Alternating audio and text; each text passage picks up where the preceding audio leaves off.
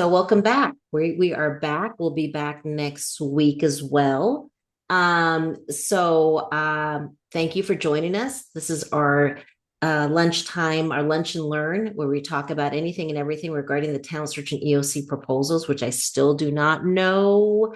We had heard there was a recommendation that the RFP or the program applications would be released by December 1st, and here we are way past December 1st. So thanks for joining us. You know that all our recordings for all our lunch and learns are in our YouTube channel, so make sure you check that out as well. Right now, we are busy with APRs for Talent Search and EOC. If you guys need any help with that, it is an allowable cost. You can click there where it says APR Technical Assistance. It tells you how to look for available times and how to pay for that. It is an allowable cost. We also have our free trial courses if you want to check out how we're using the Wix platform to do our online courses. We have for EOC and Talent Search, we have our our proposal writing workshops. We have offered, I believe, a free trial, one of the sessions, the proposal mindset for each for EOC and Talent Search. We're offering those free of charge to get you used to the feel of the WIC course. And if you want the other 9 sessions, those would be unallowable costs because they're about the proposal. We do have the umbrella regulations as well. That's a really good overview, and that's free of charge if you want to expand upon that and get that professional development training for the rest of your staff, which is really good onboarding. So when somebody comes in new, instead of waiting to see when a priority training is going on, you can go ahead and purchase that per new staff person, and they can go through it. And they actually, after this first session, there's another 7 sessions that you can assign to them, and they can do it on their own time, and they will get a badge when they complete it all. Right. So those are further on down on our webpage of professional development courses. So, we wanted to get you all an opportunity to check them out free of charge to see if you like the first, introduction or the first session. And then the rest of the sessions are available off our website for the shop. Okay. So thank you. Thanks, Donna. And also, y'all, any questions, please, if you can put them in the Q&A chat. If you can't see if all of a sudden the recording or sometimes my internet goes down, so that's why we have Donna as the host just in case, or if there's an issue where you can't see the links or want to know where something is located, please put that in the chat, and then everything else in the Q&A would be awesome. Okay, so thanks for joining us today. Let me go ahead and take over if that's okay, Donna. I'm gonna only one allow, yeah, so let me see if I can now share what I wanted to share. A couple of documents here that I wanted to talk about. All right, so let's see here. Got several of them up. So in a second here, let me know if, let me see here. Overview. Okay, so at 1 p.m. Central Time, y'all are going to, if you're members of NEC, free members, you will be receiving, and some of y'all have already seen let me know in the chat if you've been following our 12 days of TRIO. And today is the 6th day, and we try to give you what we call gifts. So I can't see, but maybe, some people are letting us know they are participating in that or checking that out. Anyway, today for the 6th day of TRIO, I wanted to bring us back to something we talked about initially, but I found myself having to go back to and really concentrate on. And that is, Donna, you can see my screen, right? The overview of the executive orders. Am I sharing that? Yes. Okay. All right. So as you all know, back in January, February, executive orders came out, and they, I'm sure you heard about it, how they've impacted all federal programs. And in our world, the TRIO world, have impacted and caused some of our colleagues' programs and projects to get canceled. So I wanted to make sure that as you all are preparing, some of y'all have been asked by the department to turn in budgets, right, with budget narratives. And so you want to make sure that your budget narratives this time around, do not include any trigger words, even the budget narratives. CPPs, competitive preference priorities, those need to be looked at, your current ones, to make sure that you don't have any language that could be trigger words. And then also in your proposals themselves, the current ones that you have, and moving forward to the ones you're working on right now for both EOC and Talent Search. You want to make sure that your narrative removes any mention of words that initially we didn't even think was an issue. But now we have to be very, very, very careful. Next week, and I just talked to Teresa Thompson Pickney, and next week we'll be talking about GEPA, which is a separate form that has to be filled out, which for the last 35 years has been a standard form that the university or your agency could have had one GEPA statement that covered any kind of Department of Ed programming. It was a generic form. Now we have to develop one that is specific to EOC and specific to Talent Search, that includes or mentions some things in the proposal. So before, and we'll go into more detail about this next week, but before it used to be a total disconnect, and that was okay. And now they're actually, they want there to be a connection. So we have to actually work on that GEPA form, which is separate. And again, you're probably wondering what it is, what's this? If you want to look ahead of time, in the Lunch and Learn folder, there is a folder about GEPA. And you can see there's even a training session on it from the Department of Ed. And I think that might be one of our gifts that we'll do, Donna, just to let everybody know, look, everyone, right now needs to look at that GEPA, because I know of at least one institution, one EOC that was canceled because their GEPA statement included the trigger words. It wasn't even in their proposal. It was in a separate attachment. So we want to make sure, very, very careful moving forward, that form moving forward is not only revised to adhere to the new format of the GEPA statement. It's totally formatted differently, but also to make sure the words that we use don't trigger. So anyway, this first document is an overview of the executive order. It's already in the Lunch and Learn, but for those of you that are signed up to get our 12 days of TRIO, you will have we will post a blog, and it will include one of the mention of this overview, which is good. I always kind of want to go back to the original. Where did this come from? What does it mean exactly? What are the impacts? What are where's the clarification from the Department of Ed that they've posted? And they were kind of vague about stuff, but we were able to pull some stuff together, so you can check it out there. In addition to that, there's also a review of, let's see here. Yes, so here's another document that it's already in the Lunch and Learn, but you will get another copy in case you can't find it, or you'd rather wait for the 1 p.m. blog post to hit. But we also have just an EOC compliance review, key terms and phrases to monitor. We have been working on it, Donna, Leah, Teresa, Raquel, and I, since last March with folks, not just TRIO and non-TRIO grants, to update them. To review them and to pull out things and tell the client, look, this is not in compliance. And instead of saying this, you need to say this. So what sections to look at. So this is kind of like what we were using as our cheat sheet on, where to look for stuff, what could possibly be flagged.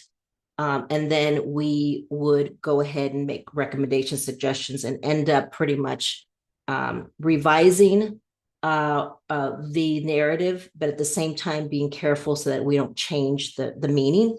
And you can do that. And so y'all should be doing that with your proposals right now. If you're an existing grant, and like for the plan of operation, I found a bunch of stuff that I didn't think before could be an issue.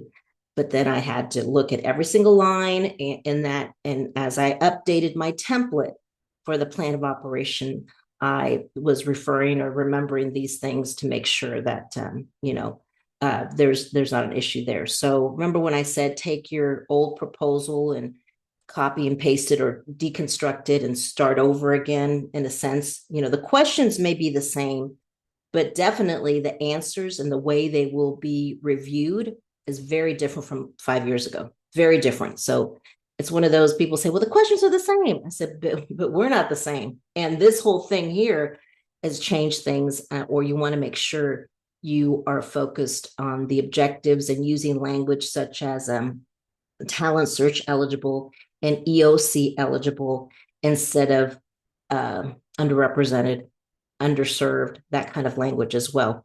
In addition to that, you'll have from the folks with the agency, Gear Up has, just like we have COE for TRIO, Gear Up has their national organization, and they came up with this document when we were working on Gear Up, which during their competition is when the executive orders came out. And so they had to backtrack. And they actually gave us 2 more weeks, I believe, it's all a blur, to go back and clean it up. And their national office gave us a list of trigger words and phrases here. Again, these are already listed in the Lunch and Learn folder.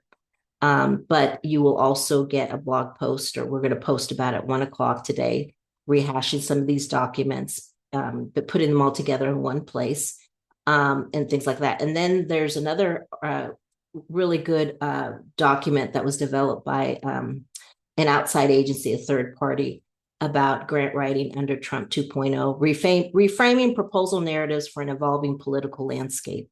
And so really good information here. Also trigger words, alternative phrases to use, which I think is very, very helpful. The other thing you can do, y'all, is, and here's, it lets you know the trigger word and the link, integrated messaging, things like that. Really good stuff. And then it's color coded to tell you, how actually what words to probably, what language to switch it to, and under what department or what funding would be more, favorable to that. Link to the priorities here, the Trump priorities down here. I'm sorry, I don't think you can see that, but down here.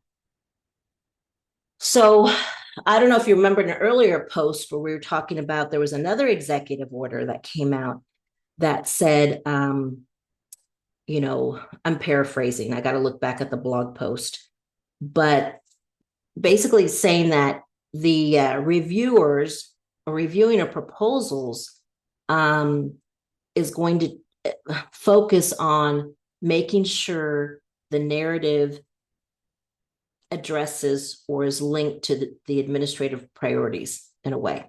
So in addition to, did they answer the question, did they answer plan of operation, the plan to inform the community, for example, residents and communities of the project? Great. Okay. But at the same time, did they use trigger language? No. But then did they mention these buzzwords is what I'm talking about here. Okay. So, so here kind of in the green is educational institutional reform, for example. And this might be, instead of where it said gender, you might want to use some of this language here too. The other thing that I found helpful, and when we were reviewing proposals of other folks, is uploading all of these documents to ChatGPT, for example, and creating a project folder and taking each section or each paragraph where I thought it might be, I don't know about that.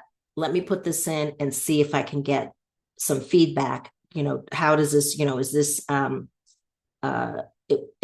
would this be considered based on these documents uploaded and the research and information on the executive orders? This phrase that I've used for a million years, it seems, is it crossing over into something that may be flagged?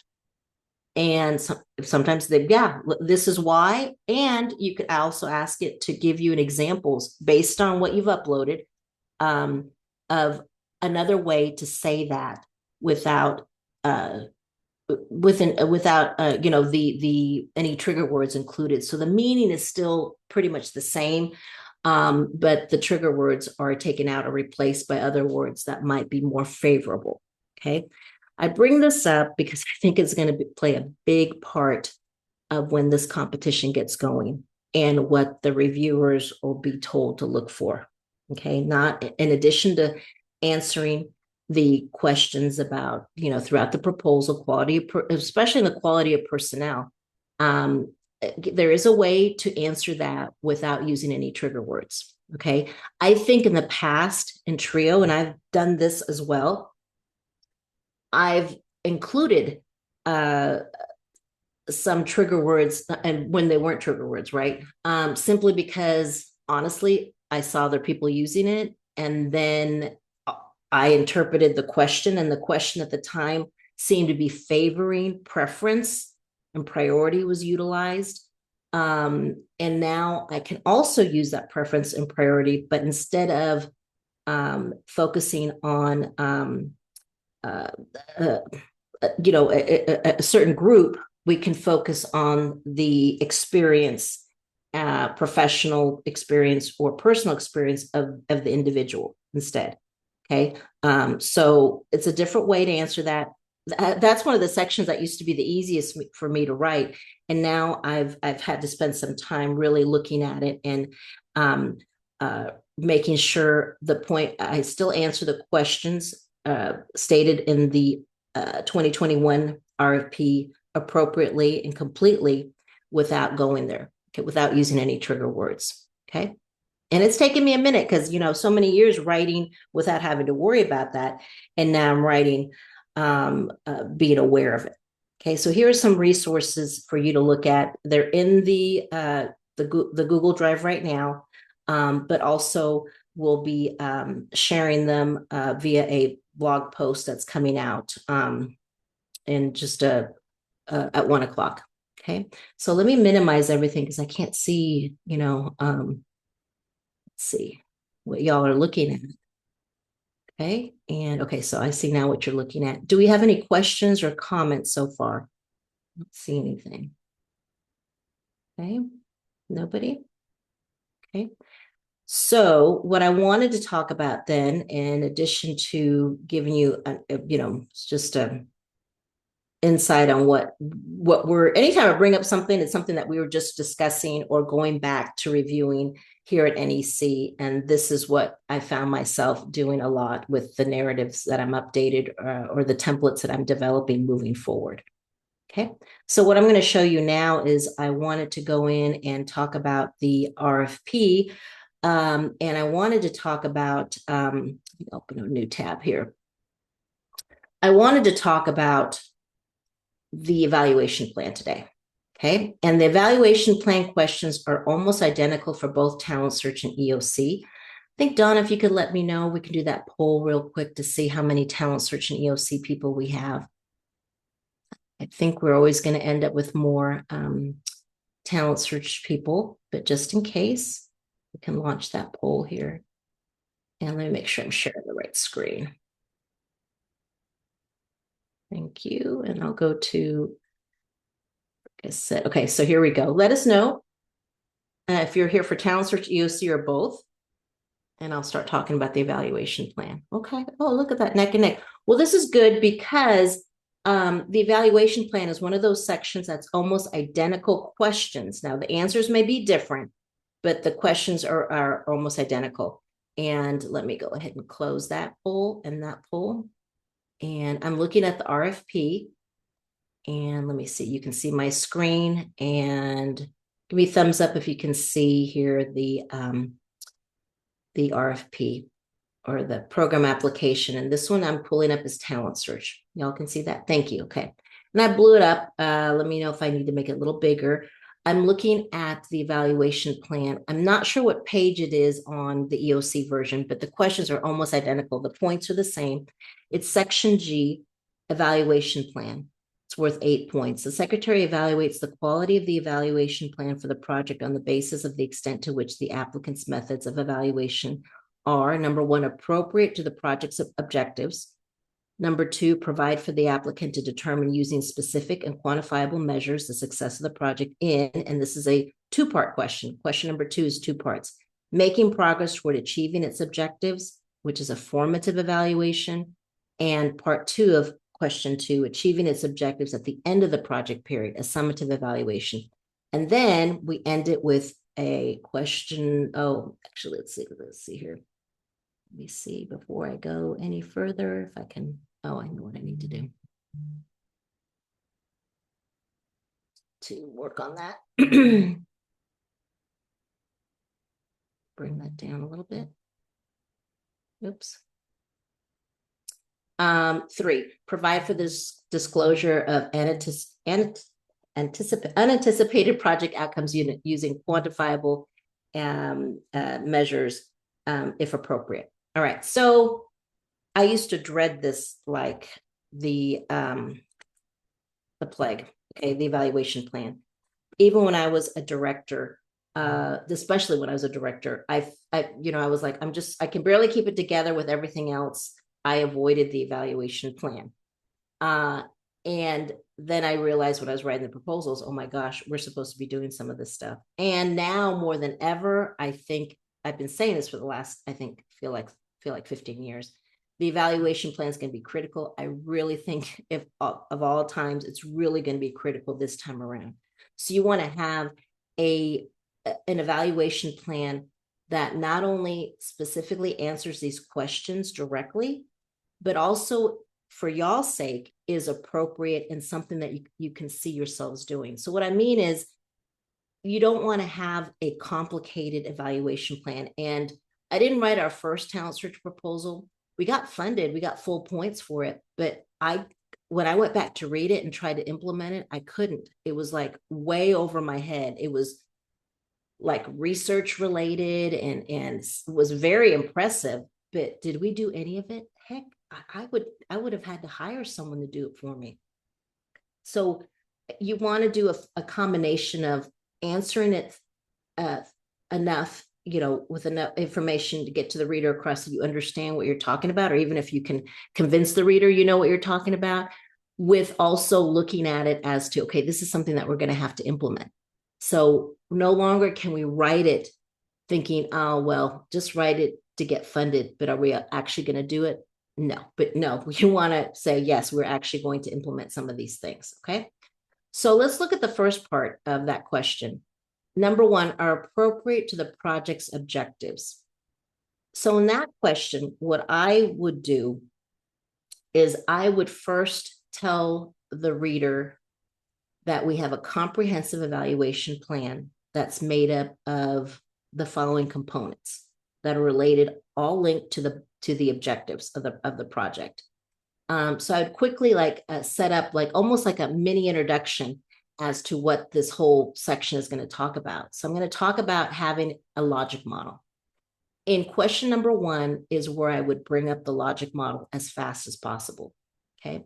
And I know depending on what CPP, competitive preference priorities, we get for both EOC or talent search, it may end up that the logic model ends up in the separate competitive preference priority because sometimes they want it there. It's more appropriate to be there, but I'm still going to talk about it here in the evaluation plan.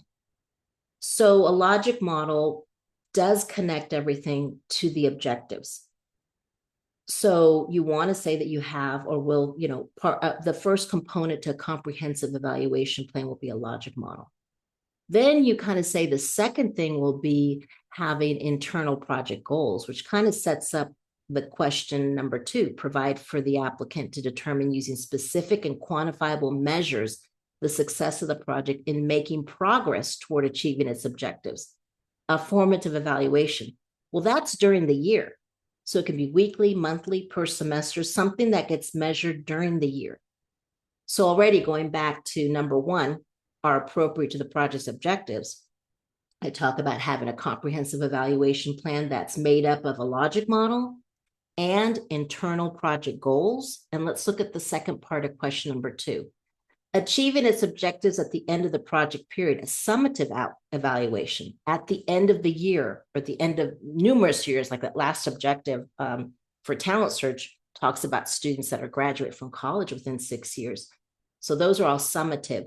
My internal goals are more like formative that I can measure during the year. Internal goals, they're not objectives. I can make up all my internal goals and I can change them if I want to at any time because they're not standard objectives. Second part of question number 2 talks about the objectives. So that would be my outcomes-based evaluation plan. So again, going back to the beginning, my comprehensive evaluation plan would include a logic model. And number 2, it include internal goals that link to that fit under each objective. My third thing would to have an outcomes evaluation plan that demonstrates or how we achieve our objectives. And so it does include mention of the APR, but that's not the only thing you talk about. The APR is part of that. Your outcomes evaluation results in the data that you need for the APR. And then the last part would be question number 3, provide for the disclosure of unanticipated project outcomes using quantifiable measures if appropriate. So this is where you can mention an external project-based evaluation that takes all these things into account, all the numbers, the data on your APR, but more importantly, evaluations from students as well, how you did on your internal goals. And the external project evaluation doesn't have to be done by another company. I mean, we do some of them. It could be done by another department on campus or another department or office at the agency. It just can't be done, should not be done by the project director, the external project evaluation that happens once every funding cycle. Of course, the director and the staff are going to be doing evaluation or be responsible for evaluation on a daily basis, yearly basis. But I'm talking about number 3 should be focused on something that happens once during the funding cycle, and it's done by an external entity. It doesn't have to be external to the agency or the college, just out of the, the project itself. To evaluate, assess not only performance on the APR across all those 5 years, not only to look at performance on the project's internal goals and objectives, but also to look at the feedback from students, parents, and possibly, in EOC's case, your agencies that, your contact folks of agencies that refer students over to you all, and for Talent Search, the target schools and other departments on campus or at the agency that, can give you feedback on what they see is going on. All right. So again, back to question number 1 would be setting up, number 1, the logic model, number 2, internal goals, number 3, my outcomes-based evaluation, and number 4, an external project-based evaluation. Okay. And so I kind of use number 1 as my introduction to the parts of the evaluation plan that makes it a comprehensive evaluation, and that's appropriate.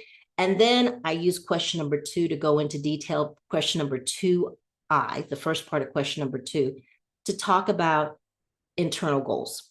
Okay. And internal goals are things that you should have to measure your major programming services or activities for both EOC or Talent Search. I mean, you could think about looking at your objectives, and then since your objectives are something that you have to achieve at the end of the year, what are some of the activities? What are some of the services that fall under each objective? And look at the major ones, like for EOC. Well, for both EOC and Talent Search, let me tell you, one major internal goal is getting your numbers. All right. I mean, it may not be as important or listed there for SSS or McNair or some of the other programs, but both EOC and Talent Search, we've got so many people we have to recruit, identify, recruit, select, and serve, that your number 1 goal for both EOC and Talent Search is to say a certain percentage of students or clients will be identified, recruited, and selected every month, and that a certain percentage will be, that you try to be at 100% capacity by a certain time of the year. Not by the end of the year, maybe a little bit more, so you give yourself some slack, like maybe by the middle of the summer or beginning but by June 1st. And again, it's a goal.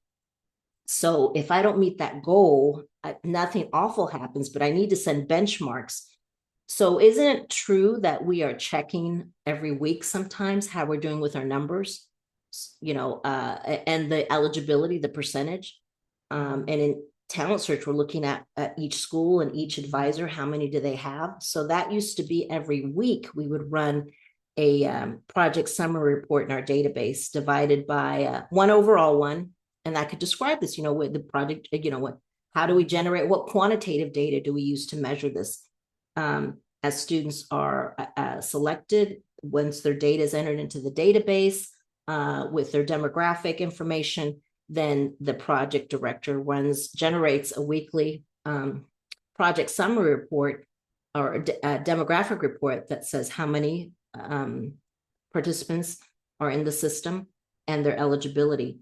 And you can set a goal off of that, almost like someone would say like a recruitment goal or a selection or recruitment goal of how many students we should have in the program every month, so to speak. It's got to be a goal, is something you have to measure during the year.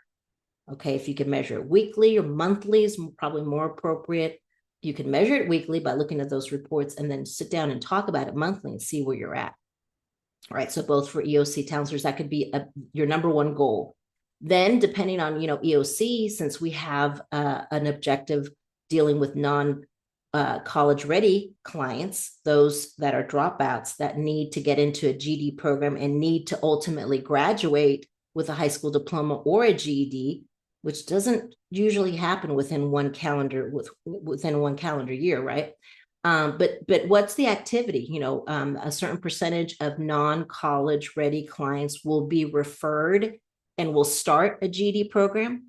See, that's not an objective. The objective is that for EOC, that a certain percentage of non-college ready clients, dropouts usually, people who do not have a high school diploma or GED, they have to achieve that diploma or that GED. That's the objective. But that doesn't happen without you first making sure they get into a program.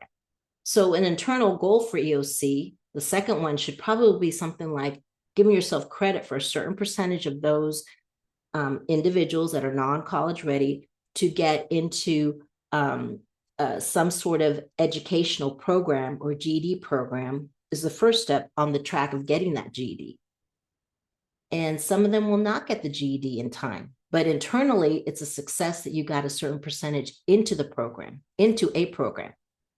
For Talent Search, when we're talking about, not in order necessarily, but, I'm jumping around to that objective on number of 12th graders that go into college. Well, back in the day for Talent Search, we used to have two objectives on the percentage of seniors that completed a FAFSA and the percentage of seniors that completed a college application form. They used to be objectives. And then someone realized, hey, all our objectives should be summative, like end of the year. And this is more like a formative objective. So, we'll get rid of it as an objective.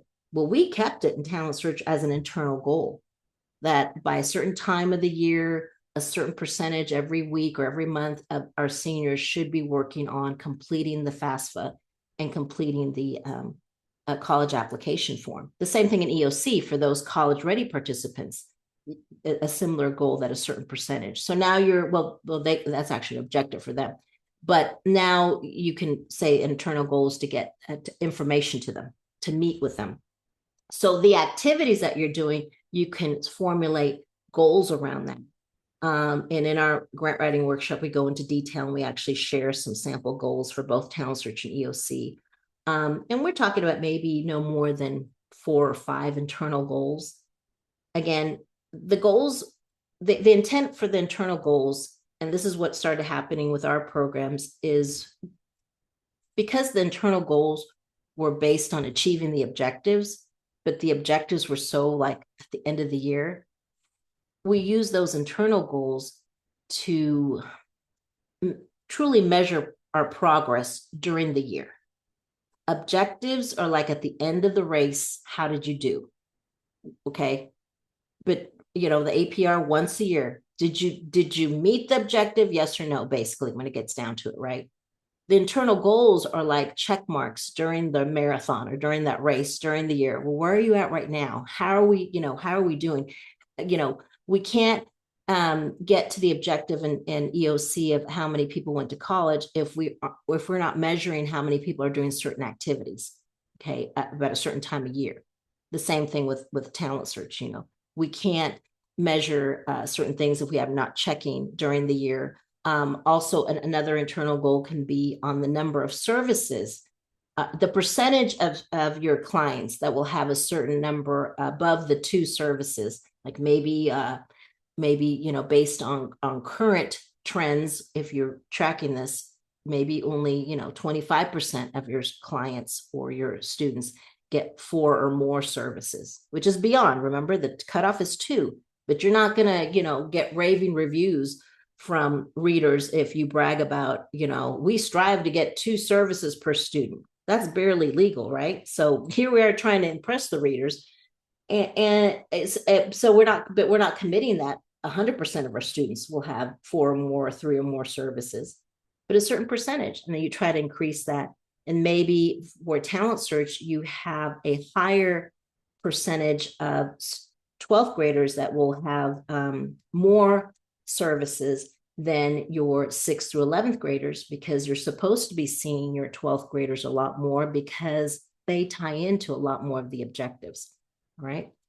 So that's about question number 2, where you can come up with 4 or 5 internal goals that make sense to you.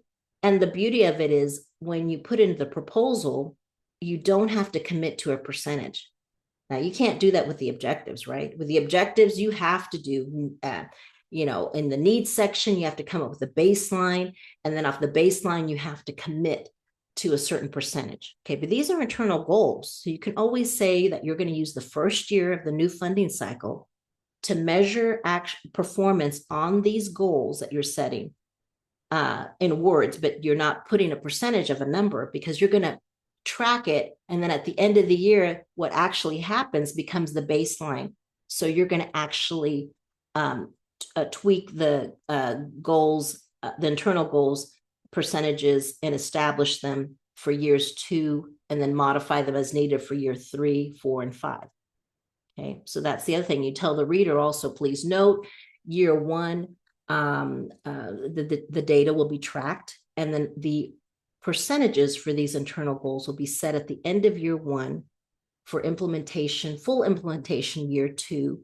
And then at the end of the year 2, progress will be reviewed, and there'll be modifications in programming or in activity trends, or definitely the percentage will be looked at and either decreased or increased moving forward to try to improve performance. Okay, maybe they were set too high, or maybe there was a bad year. So I love internal goals. In fact, most of the time, our program management and our monthly reports were focused on how are we doing on these internal goals, like our numbers, how many students do we have? That the objectives almost went to the background, but that was okay, because without these activities, we won't make those objectives. All right. So think of it that way. And it happened by accident, making up these, internal goals to measure activities actually turned out to be a really good management tool to focus now on the internal goals, as long as they're linked to the objectives, so that you get in a lot more direct feedback, instead of wondering or guessing how you're doing on the objectives until you do the APR. That got to be scary. I didn't want to know or get surprised. I wanted to track the activities so I had a good sense of what was going on. Okay. Now, the second part of this, of course, here I'm going around. This is so sensitive, y'all. Let me just do this. Do we have any questions so far? I'm just rattling off here. I don't know how that got off like that. Okay. All right. So the second part of question 2, achieving its objectives at the end of the project period, a summative evaluation. All right. So breaking down how who, what, when, how is data collected so that you can measure or document that you achieved your objectives at the end of the project period. So again, it's mentioning the objectives. So we have like a table, infamous chart here that has all the objectives. And we actually put, different columns going across as what is collected, what data is collected to document or to review if we've met this objective, like on persistence, promotion to the next grade level for talent search. So what are we going to collect? We're going to collect transcripts or grade reports from the target school. Who's going to do it? When is it going to be done? Okay. How often is it checked? And how is the director going to determine it? So it just breaks down what we do naturally for the APR, or maybe don't realize that you're doing this, but it has each objective listed. It doesn't have to be in a table. I just think it's easier for the reader to see it that way. And sometimes it just meant like deconstructing, well, what do we do with the second objective, right? For talent search is, oh, how many seniors got a graduated with a regular diploma? Well, when do we check that? Who checks it? Where do we get it from? That kind of thing, to show, to the reader how that data is reviewed, assessed, and checked out. So I think it's actually a very simple question to answer, but you want to make sure to tie it to the objectives and deconstruct and break it down. And I'm going to answer someone asked about evaluation. And then the third part about the external evaluation. What I usually say, it depends. If your college can, in their institutional commitment, it would be great if they would commit to either doing it as an in-kind service to the project or your agency. Awesome. So that would come up. You'd first mention that it's going to happen in the applicant and community support section, that the applicant, the college, or the agency is going to do that in kind. Awesome. And give it some sort of in-kind value. I don't know, $5,000 is usually, what it usually costs to do this, or in our case, it's $6,500 to do it. So if it's committed there, then make sure to mention it here as well, that, it's going to be done not once a year. I think it's overkill to do it once a year. Of course, you can mention that your APR, and also your performance on your, at the end of the year, the performance on your monthly internal goals, can on an annual basis. I just don't want to say that, oh, we don't worry about disclosure of unanticipated project outcomes until once every 5 years. No, you mentioned that utilizing the logic model, the data from your internal goals every month at the end of every year, your evaluation forms, that you're going to do your own from the director and staff, our own, a disclosure of unanticipated project outcomes. But if you can get your college to commit, I think it makes it stronger to state that you're going to also once every 5 years have an external project evaluation. And if it was mentioned in the applicant and community support section as an in-kind cost, then you want to remind the reader here, and you also want to remind the reader in your budget, 3 places.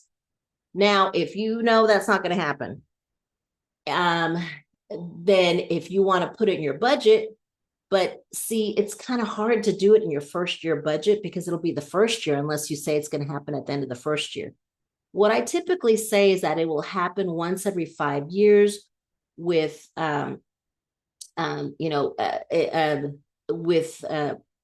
with project funds, should they be available. If not, then the project will continue to do them internally on their own, which would not include that last piece of process-based evaluation, would include the project director and the staff compiling the data that was talked about in the previous parts of the question and looking at that on an annual basis. So if you're fortunate enough to do that and have the college provide it or the agency, great. If it's something that you think you might have funds for during the year, like carryover funds, without saying carryover funds, you could mention that it would be provided either in kind by the agency or another trio director. You could share, barter, I'll review your program, you review my program, or with any project funds should they become available due to vacancies in personnel and fringe that may occur. Just be for real. and that way you've got it covered. Now, if you do have or say that your agency is going to do it or your institution is going to provide that service, then they've got to do it. That's the thing. So if you're trying to max out and say, oh, I want to get a platinum, I want to provide a platinum answer and include that the college or the agency is going to do it. Well, guess what? They're going to have to do it by the end of the 5 years. And that's when we do a compliance assessment, we see it put in there and we go, okay, where is it? And they're like, we haven't done it yet. I said, well, you got a little bit of time left. You better get that done because it says that you would do it.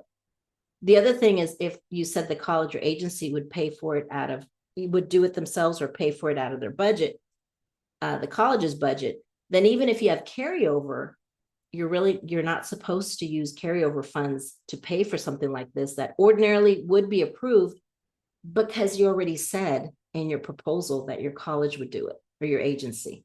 So you see there's if I say the college is going to do it to the agency, they're stuck doing it. Even if I have money sitting here, they're not going to approve for you to use those funds to pay for something that the college said they would do.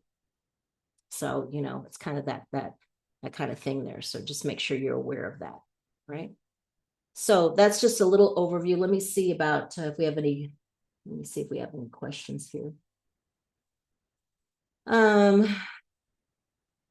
A lot of us cannot afford from the get-go. You can't afford that that 5-year that evaluator.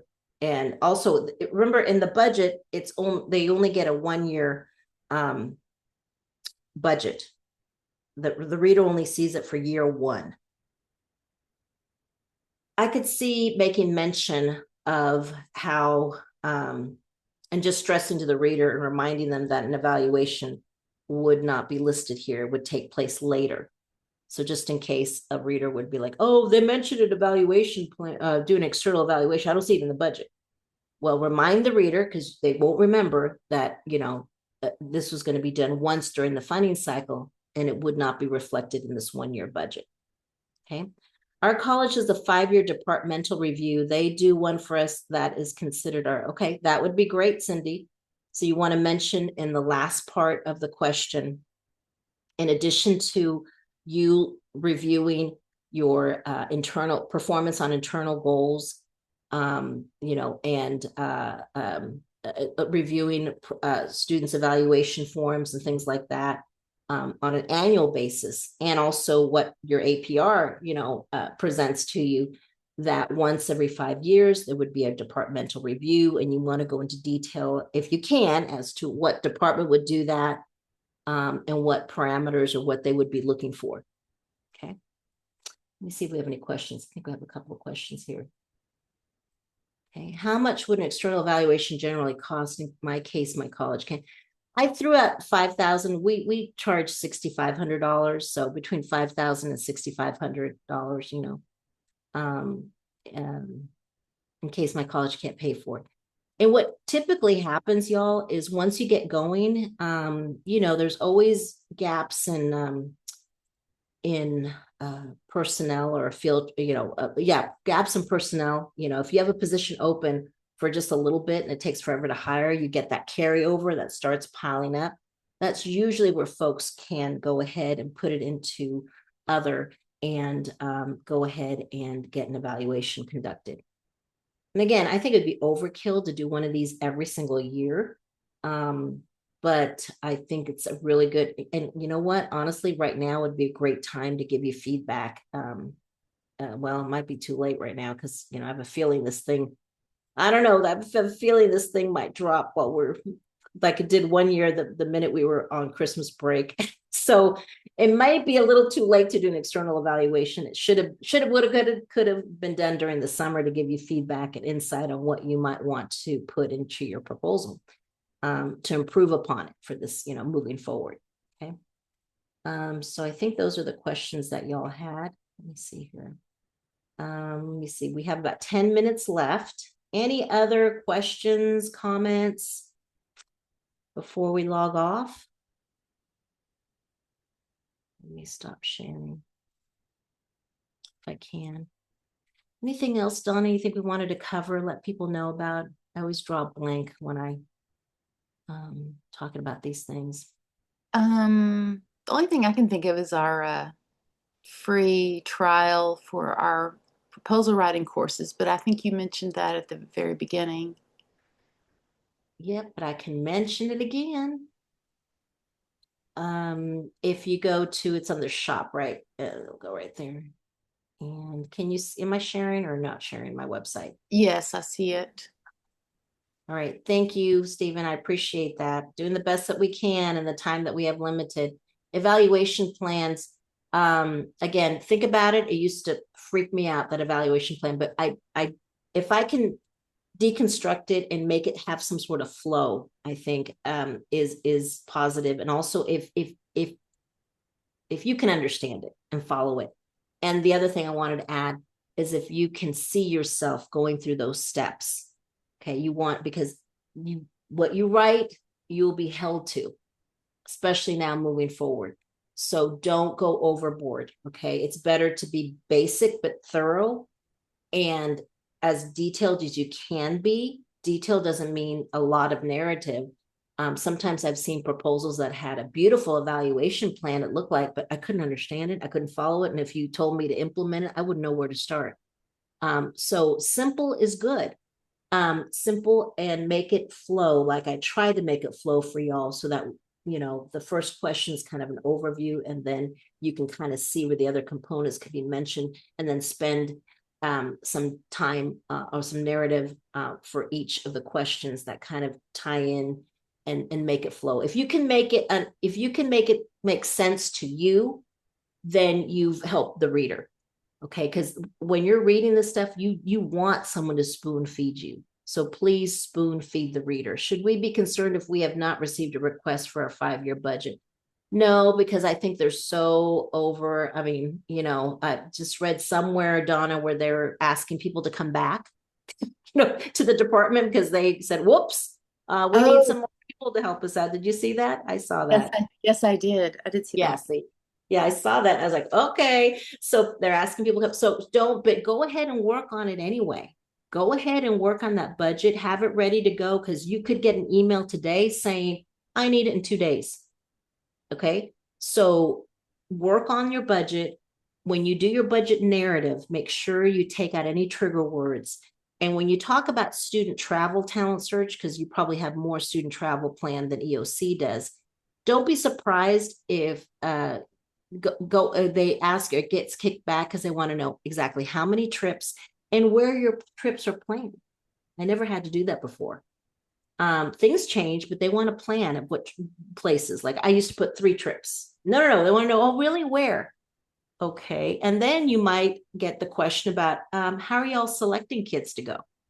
I was like, what? I mean, the first come, first serve. Oh, that's not going to be good enough. So, you can add that, but you might want to start thinking about, what is your policy regarding that? Because they may question you about it. And then, of course, the narrative on there. But go ahead and work on that. The RFP, I have no idea. Something tells me it could be any day now. And then something tells me, like Donna, well, they can't even get enough people to ask for the budget request, right? So how can they kick something off like that? Yeah. Well, they just kicked something off through the department. The minute that the government shutdown ended, they put out an RFP for the FIPS, I can't even say it, FIPSI grants, and they had like, it seemed like 2 weeks to get it done. Teresa was working on that full time, and I'll ask her the turnaround. It wasn't 30 days, that's for sure. So you know what? I mean, worst case scenario comes out, and then we've got, 2 or 3 weeks to work on it. Yikes, right? So you need to be acting like it could be any day now. You need to be looking at your 2021 version, deconstruct it into at each section of separated. Have all these different sections of the grant. And the number one thing, at least go through each line and make sure there's no trigger language in every single part of it. Okay. And then your need section, yeah, that's got to be updated, and it's got to show need when compared to target area or state or whatever. You got to show that you're showing the need. And then, these other sections like the budget should take you 30 minutes to do, because act like you're going to have the same amount of money. moving forward. And you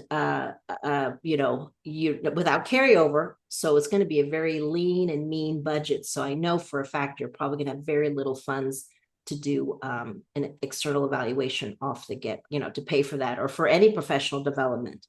Usually we're not part of anybody's initial proposal budget. We come afterward when you guys have vacancies. Okay, so there'll be an opportunity to do that, right? So yeah, so check out our free webinars, not only on YouTube, but also you might want to check out the free trial course. Check out the first session of both the EOC and Talent Search Proposal Writing Workshop. You get those enrolled, go through them. It gives you a preview of the rest of the course. Okay. Thank you all so much for attending. I hope you found this helpful. And I hope it's a great way to start your week and start preparing for this competition. Thank you, Donna and Leah. I appreciate y'all. And you all have a great look for our blog post that's coming out in about 4 minutes with the trigger words and all that stuff for you to look as resource materials. All right. Thanks, everyone.